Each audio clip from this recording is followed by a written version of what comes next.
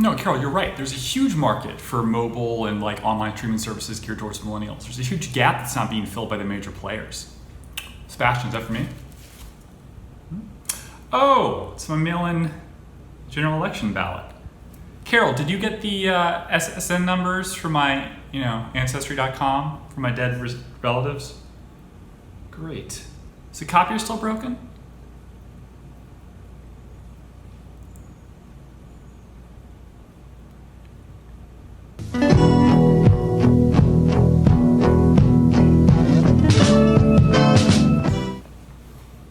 Welcome to the BenBen Show. I'm your host, BenBen. This episode of the BenBen Show is brought to you by Instant Blenders.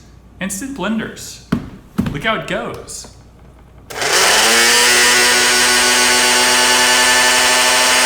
Sebastian, what the hell am I supposed to do with this? You can't hear me do the bit. It's fucked. It's completely fucked. Fuck the blender. Call the child-sized fuck doll people, tell them they're back in play. Alright? Tired of this shit. Fuck the blender. Sorry. Also by Nizoral Shampoo. Is it snowing on your shoulders? Are you fucking kidding me? We can't do better than this, Sebastian. Get your shit together. Hi. Welcome to the show. You may ask, viewers, when you see the opening illustration for the BenBen Show, episode 15 now. Happy anniversary, whatever. Why does my show have now overly avuncular pictures? And that's because sex sells, people. Sex sells. For my first guest, I'd like to introduce you to my mother. Just kidding. Mom's dead. She's not coming on the show. That'd be nice, though. I'd like to at least show her that I've accomplished something. Like a podcast on YouTube that no one watches. For all you lawmen out there, I think it would be hilarious to file amicus briefs in cases that you are not party to whatsoever. Like a divorce proceeding, you just write into the case docket, Michael, father of Sarah and Michelle, owes me money back from the lake trip 1975. We were supposed to split the gas. He never gave me the $1.75. That was cheaper back then. Hilarious, hilarious, hilarious. Not hilarious if he loses custody because of that fact, but hilarious to be like, hey, the judge and the defense attorney, who's BenBen? I think that'd be fabulous, absolutely fabulous. Anyone been following the Amy Coney Barrett Senate confirmation hearings? We're on the last day. She was once top tier looks-wise. Now she's kind of, not there anymore. She shat out 7 kids, so I'm kind of hashtag over that. I don't know. Good looking though back in the day, unquestionably. A very CNN anchor looking, Laura Logan-ish, definitely there. But then again, there's a reason why, other than rape, why Laura Logan doesn't do what she does anymore. Oh, man, I'm going hard on this episode. I'm sorry, it's not the reason. I don't know, she's retired or she just doesn't do stuff as much. She's occasionally does interviews with, I don't know, interesting people like Billy Walters. I like that interview. Love Billy Walters. He's back out of jail now. Good for him. Let's see what else is going on. Eli Lilly and Johnson & Repeat have halted their COVID-19 vaccination trials over safety concerns. Shit. In a slightly unrelated matter, a Dutch woman having suffered COVID for the first time and beating it cannot escape her family's curse, perishing in her real-life Final Destination 24 COVID coup. She had it, beat it, and then got it again, and she died. This is a problem. This is a big problem. This is not looking good for 2021, people. You got people that can get it again. This goes into this whole new era of forced vaccinations. It's covering bases. The idea that you can say, I already got it, dude. I got it. I'm 90% sure I got it. I went to the gym in February, March, and I felt slightly fatigued, and that's about it. I was like, I feel like I haven't worked out for a month. That's what it felt like, all of a sudden. That's weird, right? Could have been all the drugs I was doing, but, I don't think so. There's something about separation and being, isolated from people. It makes you want to do lots of drugs. I don't condone that, but it's possible. Just kidding. But yeah, it wasn't a big deal. Just as Trump suggested, it's not a big deal for everyone. But this whole idea now that the vaccination trials in isolation of the actual efficacy of the disease aren't working, that they're dangerous to people, maybe even more dangerous than the actual virus itself. Who knows? We don't have sample sizes. They're much smaller for those stage 3 trials. And then we have people that can get it again. If Biden wins, I would not be surprised if you're looking at like a nationwide mandate for the vaccine. Not in terms of force, like every household, but like essentially that. Like if you want your kids to go to public school, the child and the parents have to be vaccinated, some bizarre thing like that. And so it's like everyone. If you want to have your, I don't know, registration of your car, you have to, it's basically just like a formality of a Pergovian forced, It's scary. It's really scary. Yeah, because it could have been worse. It could have been like Ebola, If this is just COVID, it's not, I don't know. There's at the UNICEF benefit in Monaco, it's not a kind of ridiculous thing that happened recently. No one was wearing a mask there. People in Italy right now in the Mediterranean enjoying life on yachts, and they're not wearing masks. They're just banging supermodels. Slightly upset that more of their supermodel friends are not traveling because of the COVID crisis, airlines, and of course they make their money off social media, and to suggest that they are partying everywhere does not form solidarity with their members and followers. This cold new thing of like, look at me, I'm gorgeous and amazing and can make $10 million a year on my Instagram, but I'm home just like you. My billionaire boyfriend jet setting away, but we won't talk about him because I want you to know that you still could have me. 5'10", 120 pounds, looking fabulous. Why would Speaker Pelosi unveil legislation just less than a month before the general election? 25th Amendment, amendment to the 25th Amendment, stipulating the RASC bill, setting up a commission on presidential capacity to discharge the powers and duties of the office. This is basically what happens if the president's incapacitated or is determined by that group, the third party in Congress, which is run by the Democrats now, that he is not of sound mind and body, which is capricious, arbitrary, subjective, a lot of things. This is problematic in many respects in terms of objectivity. I mean, how long does a prednisone trial and a monoclonal antibody affect your judgment after taking it? Forever? I mean, you could argue that, I don't know, any vaccine would affect your body forever in a good way, but there might be side effects that we're not privy to. There might be side effects of acetaminophen. But this bizarre nature that this could be used against Trump has been proposed. Pelosi says, and I quote, "Congress has a constitutional duty to lay out the process by which a president's incapacity as the president of any party is determined." What? A president's fitness for office must be determined by science and facts. This is legislation applies to future presidents, but we are reminded of the necessity of action by the health of the current president. I thought it was interesting on her stimulus package rebuttal recently. She was talking about the science and facts of child care, that anyone that opposes her bill is not an expert. This way of thinking, like if you don't agree with me, you're not an expert, even though the matter is inherently subjective and the money isn't, there has to be some discretionary determination by the family. Here, we're giving you X amount of dollars and you can allocate X amount of dollars to X, Y, and Z.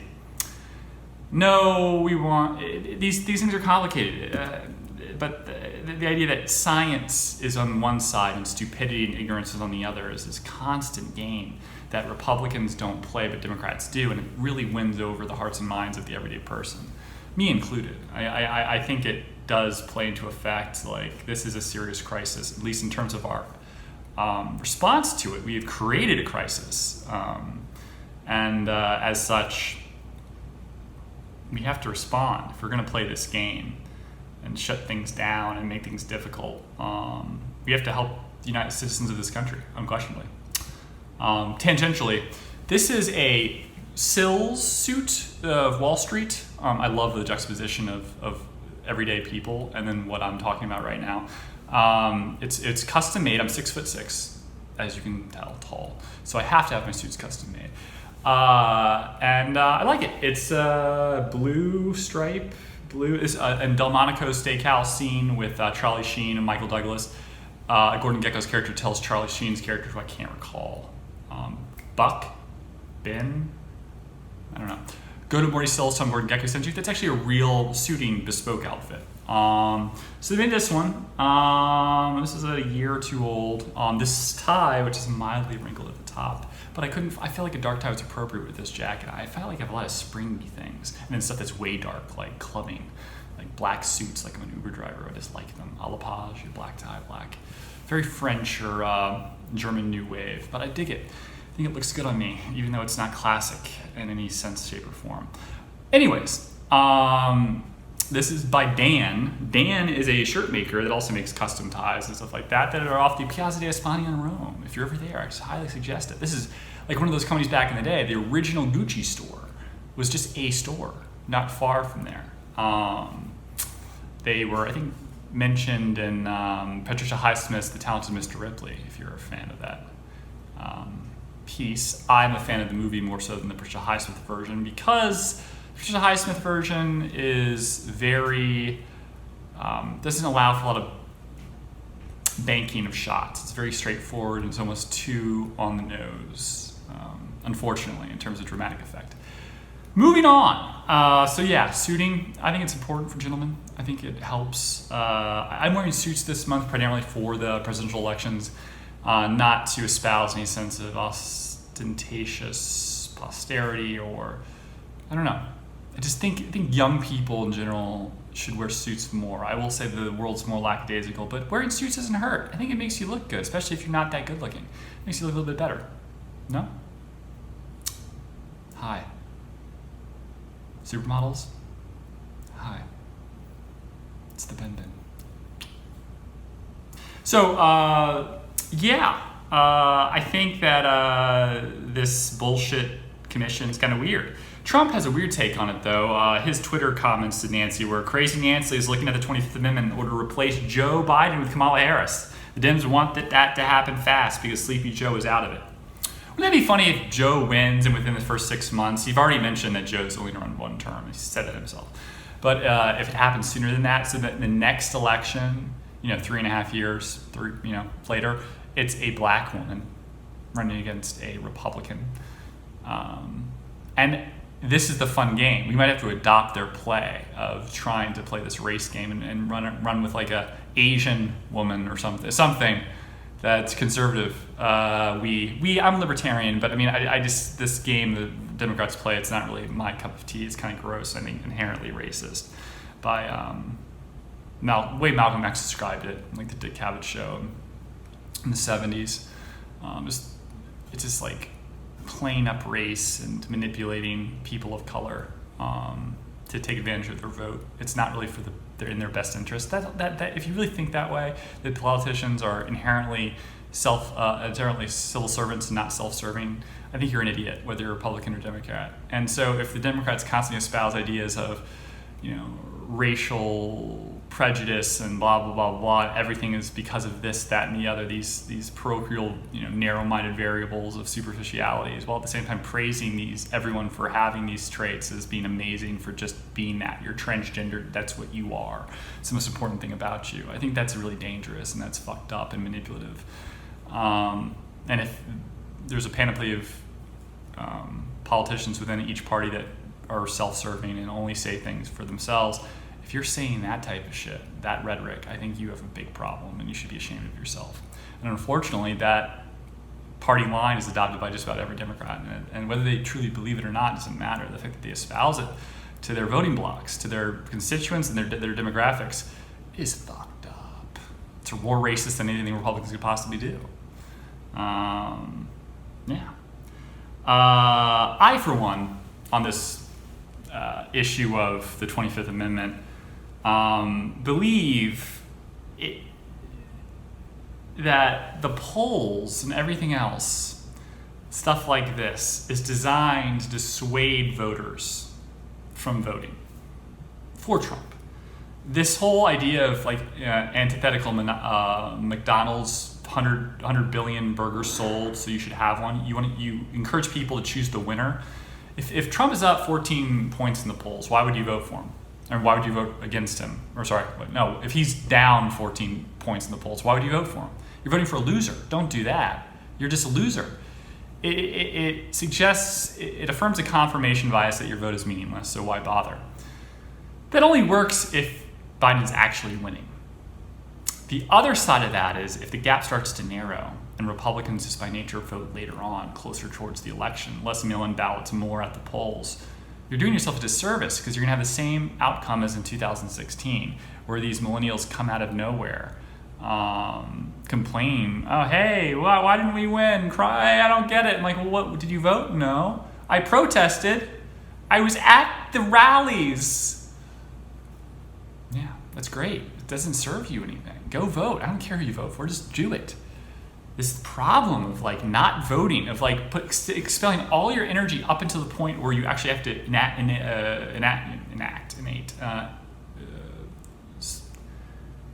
fulfill your constitutional duty as a citizen, I think, but also take advantage of that right as a citizen to vote for the president. You cannot criticize, unless you're in Washington, D.C. Taxation without representation. Places like that with the Electoral College is inherently fucked. But I'm a Florida resident for tax purposes. Yeah, that's right. And my vote matters inherently. And 99% of your votes do too. So please consider that. Take that into account. It's really, really important. I can't stress that enough. People just don't care. They think it doesn't matter. I love an election where it's really inherently clear the United States isn't racist.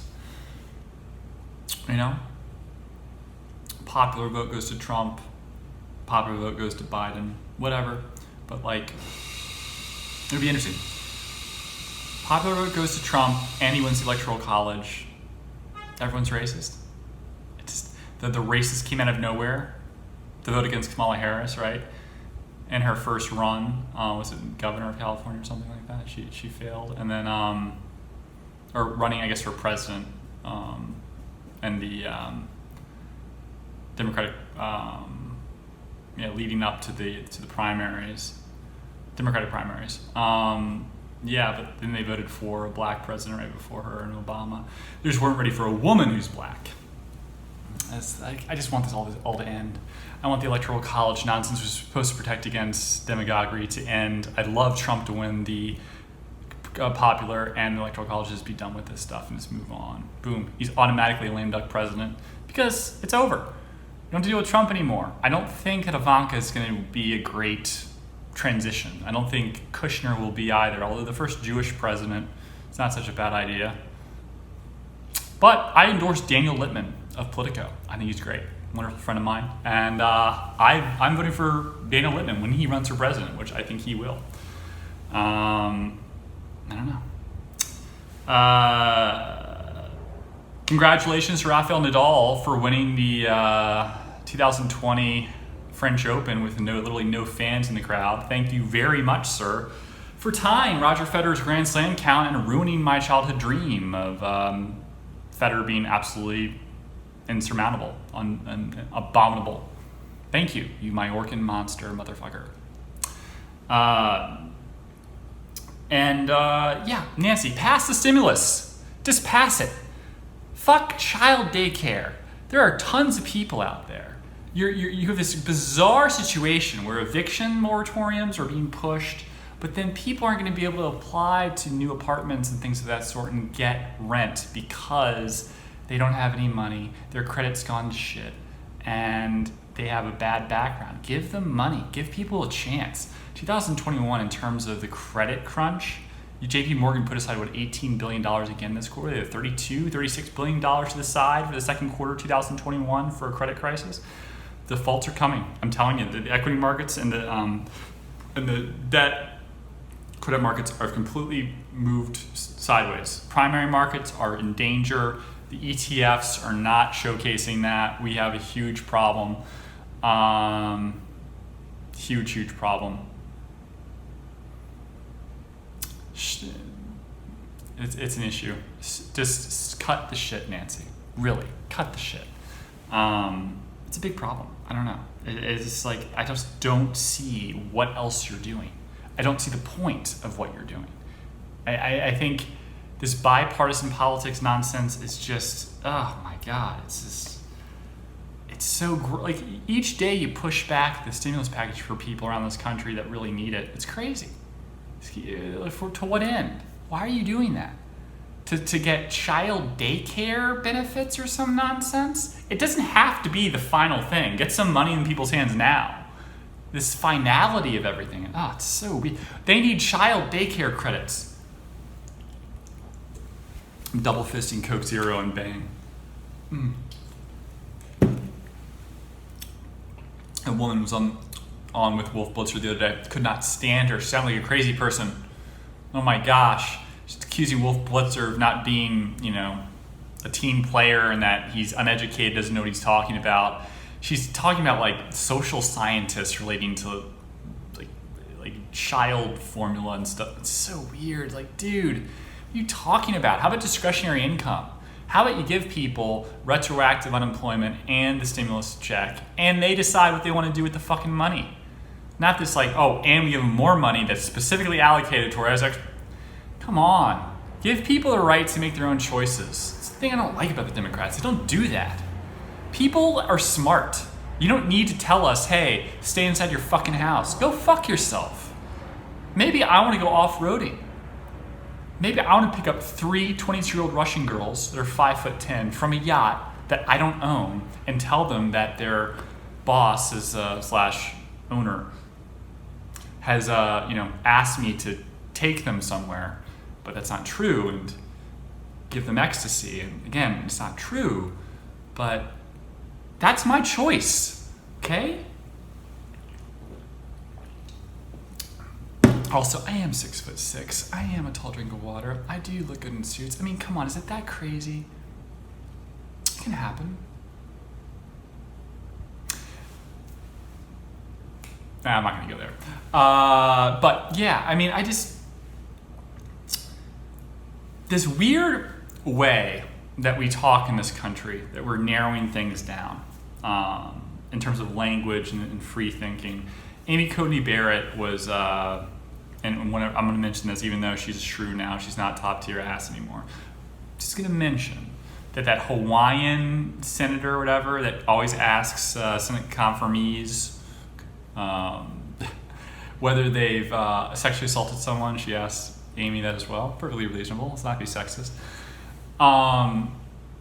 She also asked or criticized Amy for mentioning and using the phrasing sexual preference.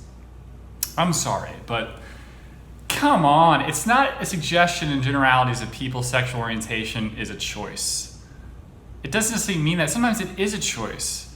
It's not inclusive or exclusive. It's just she's mentioning a point, and she's not saying that all gay people make a choice, okay? That's some sort of Christian, dogma that is criticized by everyone who's a secularist. This is, come on.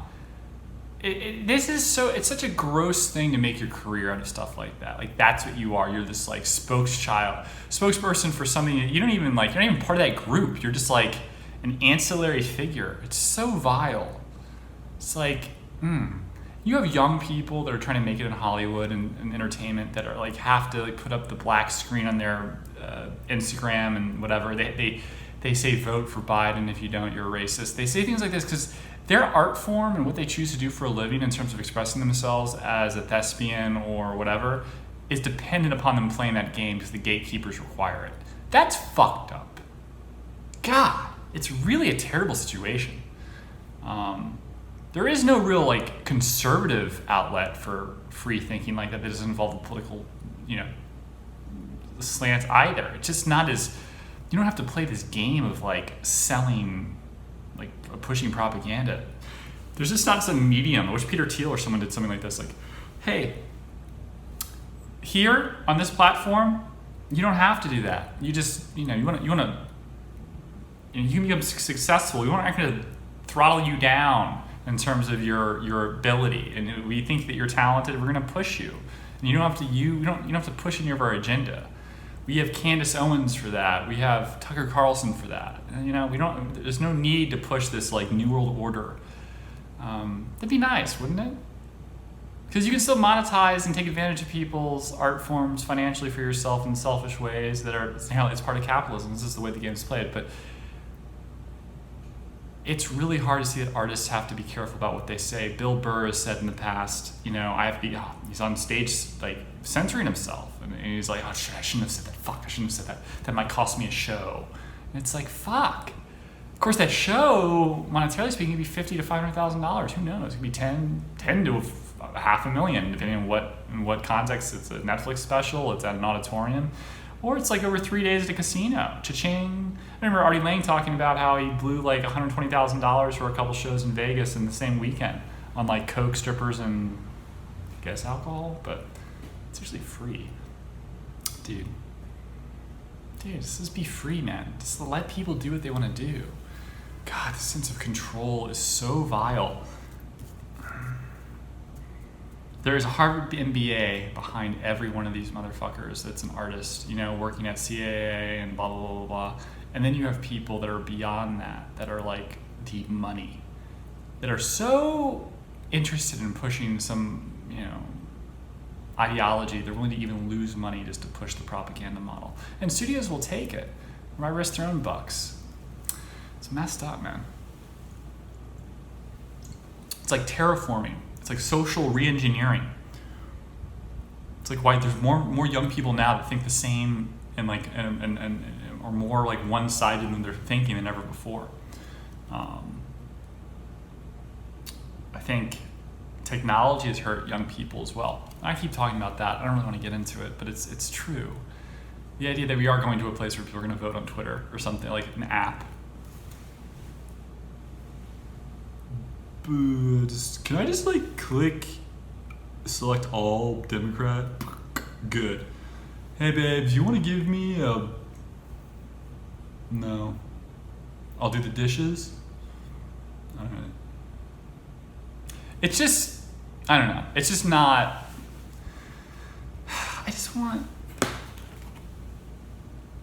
I want this to be okay. I want people just to... I don't know. I want things to be cool. I want people to say that like Serena Williams' cat suit maybe was not the best look, and it doesn't mean that you're jealous of black women's bodies. I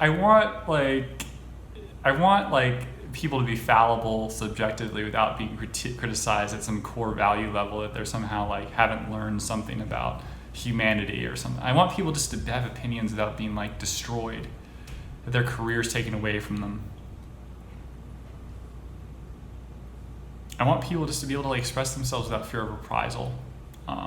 And the more successful you are, the bigger the target you are, the better it is to take you down, because it means something. It warns people that if you don't do this and think this way, we can come after you too. Or worse yet, all those years of hard work can be taken away in a second. It's a very interesting way of controlling people. And the idea that that's happening is scary as fuck.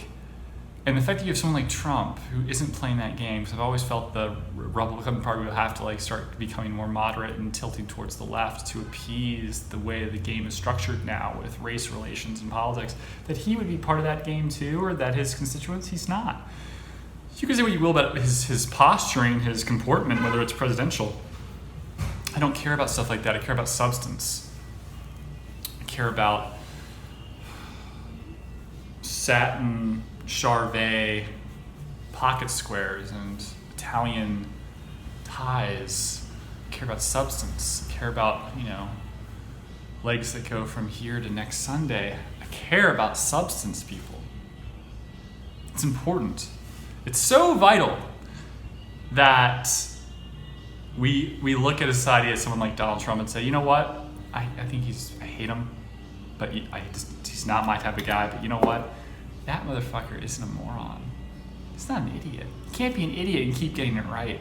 You can't lose all your money in bankruptcy, get it all back again, become president against all odds when so much money's against you, billions of dollars, of money is against you. You can't do it. You can't just keep winning and like winning and be wrong and a moron and a dunce. The probability effect of that is because it's all you.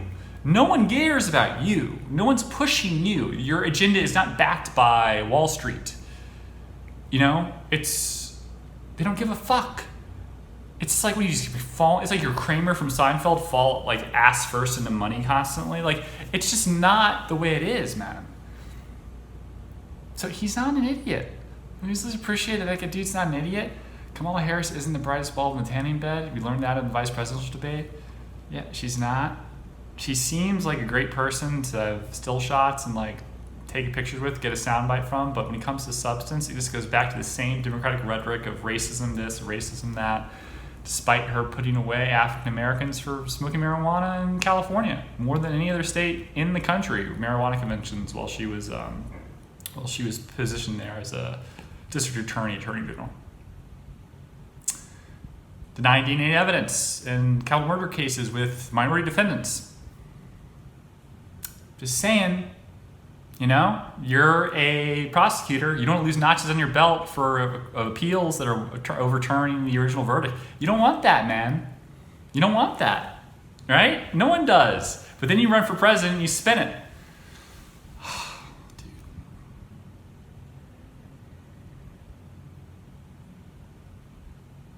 I look forward to the town hall debates. I think the Biden town hall debate, it's going to be interesting. I think it'll be easier because they regurgitate the questions by filtering them out. I'd like to see Trump intentionally take on some harder questions that are unexpected. I think in proportionality, if he were to allow some questions that are a bit harsher, and then Biden's town hall is a bit softer, you know, regurgitating his last one, about like he's so good at talking about like mask policy and masks and how important they are.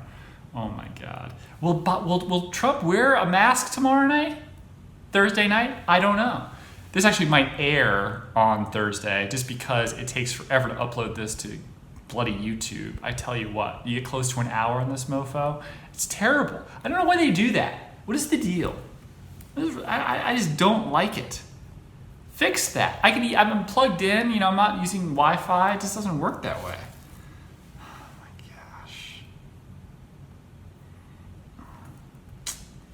Trying to see if there's anything substantive that I want to talk about.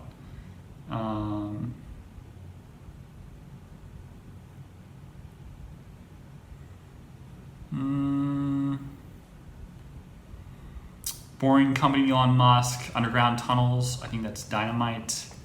Maybe he will come back to LA. Maybe all the big money will leave LA. They'll start realizing that the taxation policies there don't apply anymore because all the big money is gone, and then they'll start changing that up.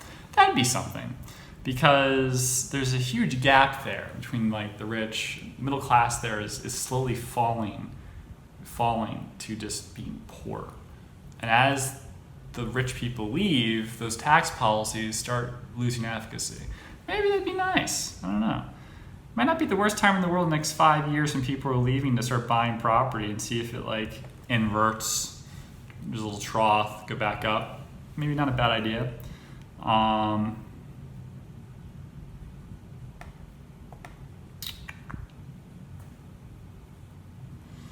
Biden continually keeps saying that he will not ban fracking.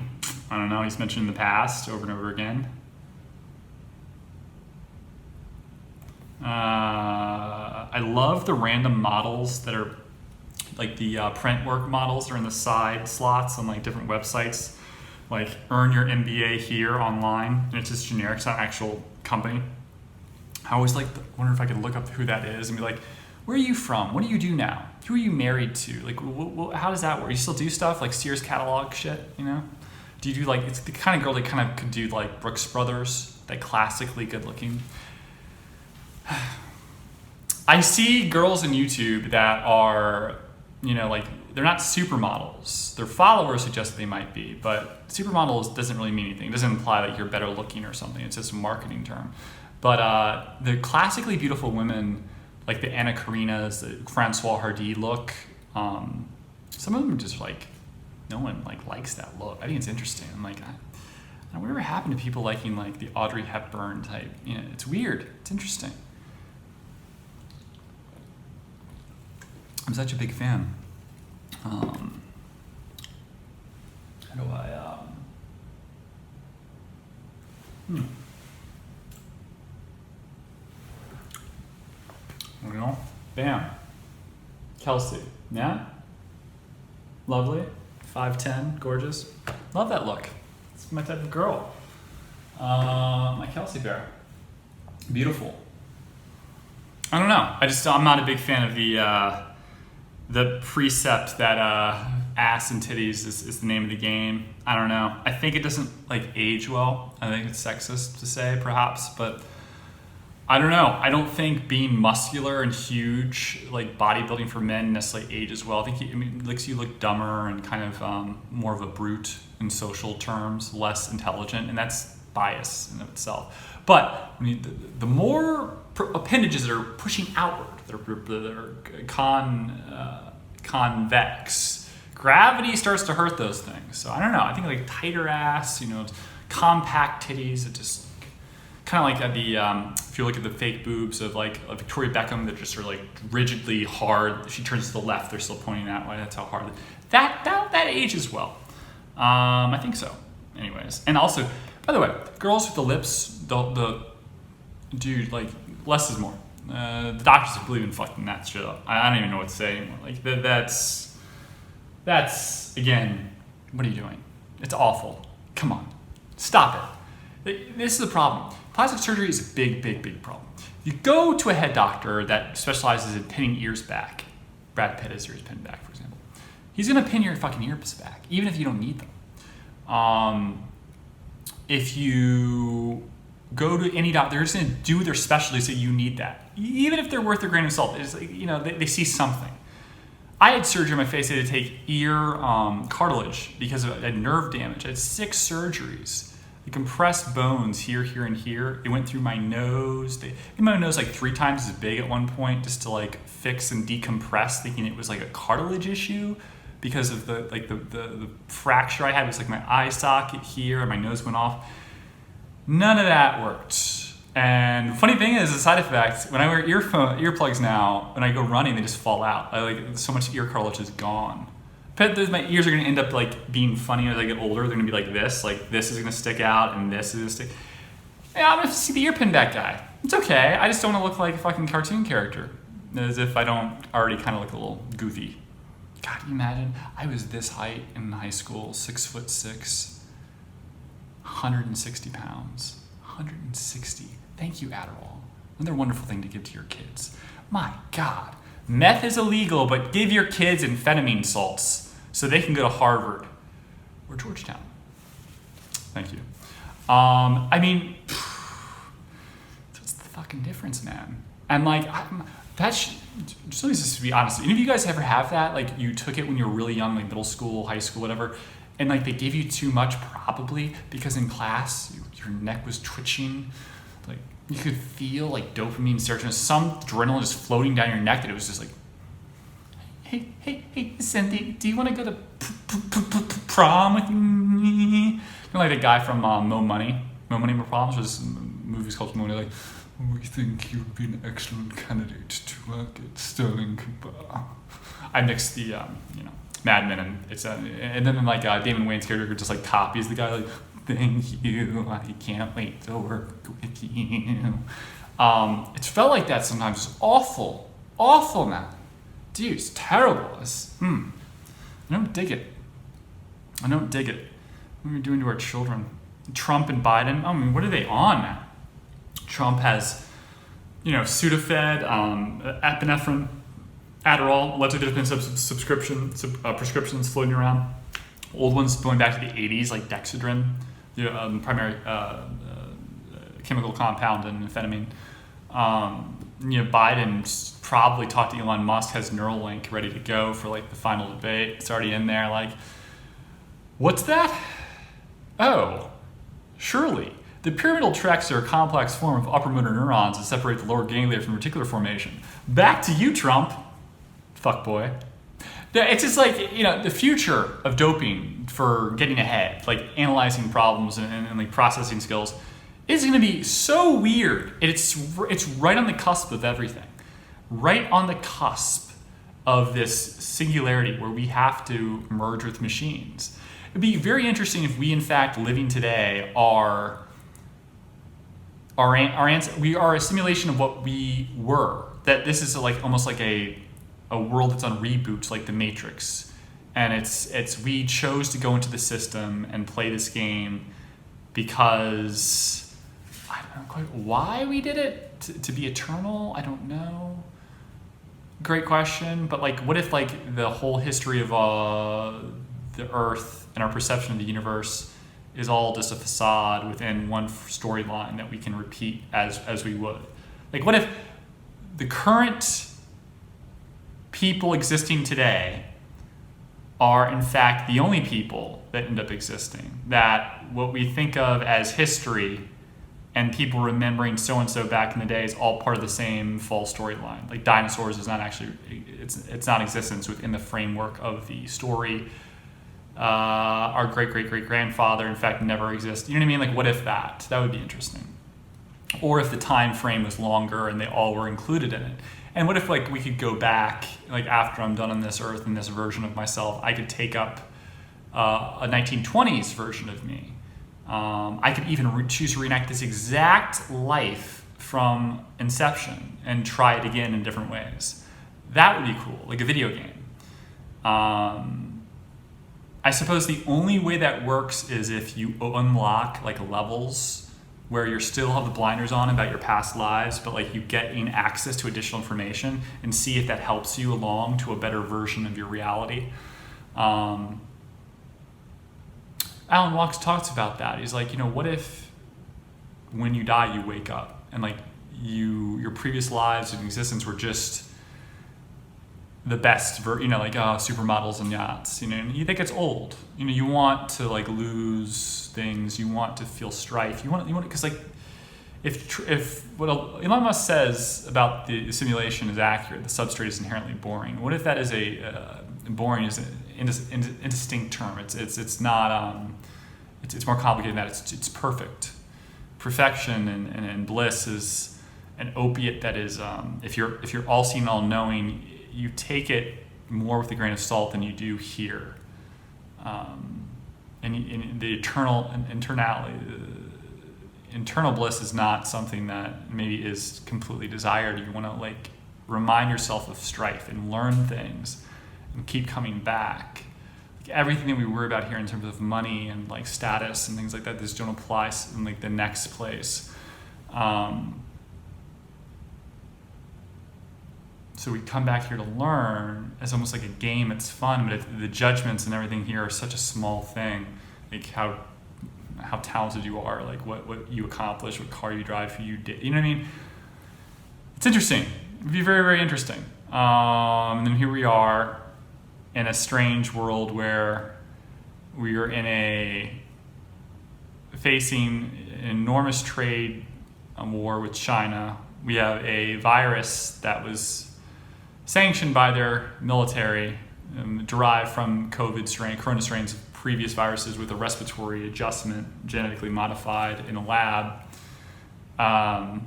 unleashed onto the world right before an election.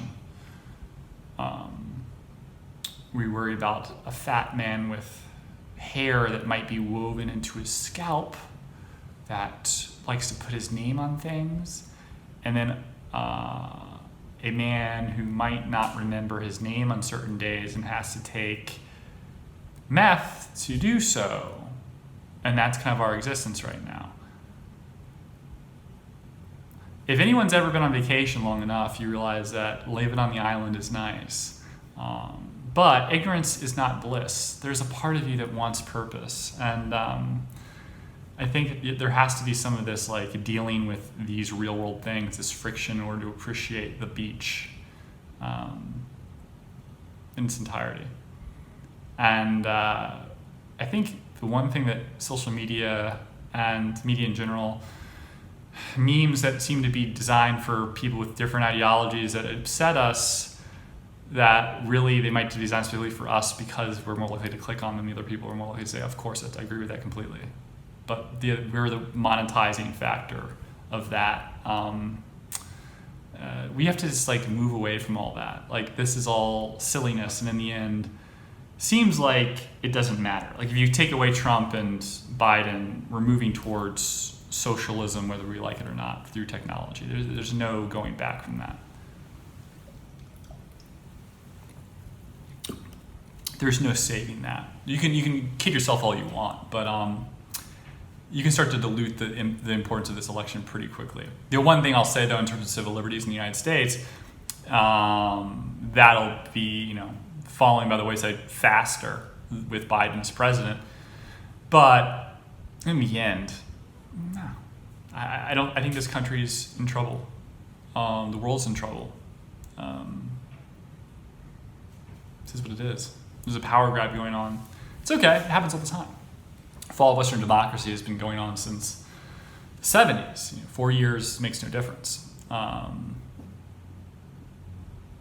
Greed, avarice, and this panoply of indecision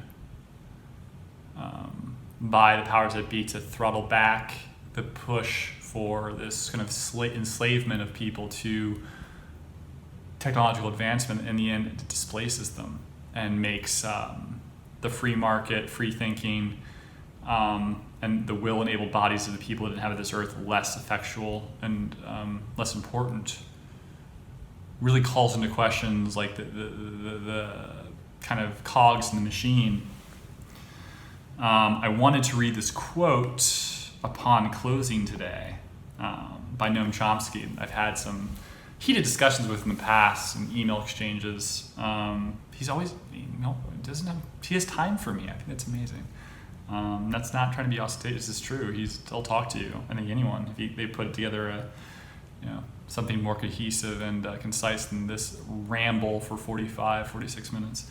But this is Noam in a nutshell. In fact, I think I want to read the full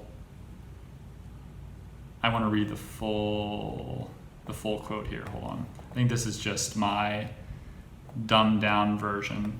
Not dumbed down, but abridged version. Let me get this up.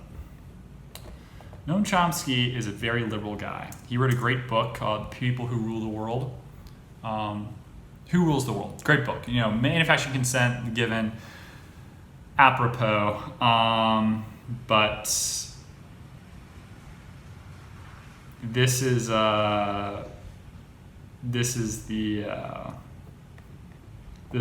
it in a nutshell. I think this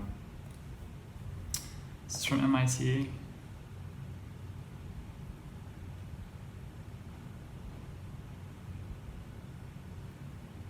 Okay. The smart way to keep people passive and obedient is to strictly limit the spectrum of acceptable opinion, but allow very lively debate within that spectrum. Even encourage the more critical and dissenting views that gives people the sense that there's free thinking going on, while all the time the presuppositions of the system are being reinforced by the limits put on by the range of the debate. This is very much like platform philosophy, which is like if you're talking about Descartesian logic and then you go into Kantian morality, you're mixing and molding. You have to stay on like your platform of like Chinese box theory, whatever you're talking about, within that framework. If you put limits on a subject matter because of things extemporaneous to the facts, like feelings, subjective realities, moral relativism, limiting the scope of ideas to appease feelings, thoughts, and emotions of the susceptible or those who intentionally want those to be excluded for manipulative purposes, while espousing fear of, feelings being hurt, which they don't actually feel. Most of us have friends who have no connection to any group that's been middle class white people. They're feigning offense to feel inclusive of some sort of common grouping of reform is so gross and fake, thinking, oh, I have to think this way and this is the right way to do it, even though I don't actually feel anything. I just know that I'm supposed to. It's kind of what we're talking about here. Jordan Peterson's dealt with this. People who will throw a bunch of garbage into this kind of critique of logic, like Michael Eric Dyson at Georgetown University, who uses a Scrabble dictionary to add a word to his lexicon every single day, but ultimately is one of the most inconcise, rambling morons that you'll ever meet. But he'll espouse these same ideas of disproportionality, racism, prejudice, and this subjugation of peoples based on the most superficial of traits, while at the same time, again, raising people up for those same superficial traits as being amazing. Leaders, not for what they do, but by what they look like. It's crazy. Trump's, even in a political sense, has fallen susceptible to that. He's been careful about his denouncing certain groups that might be inclusive of others. In other words, do you denounce white supremacy, and then a group that he might support in the past or does support is included in that group by a third party, and therefore he's a hypocrite. And he's like, wait a minute, they're not white supremacists. Like, yes, they are.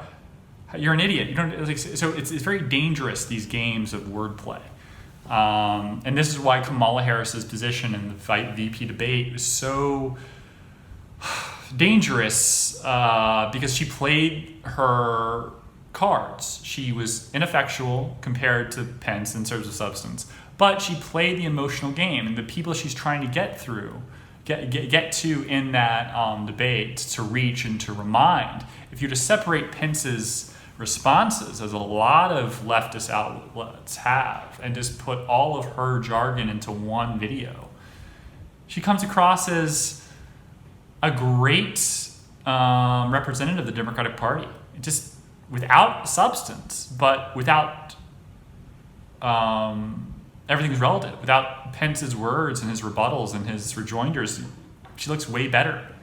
This is the manipulation that's going on. I so hope we don't have to wear masks in 2021. Oh my gosh. It's like it's not going to end.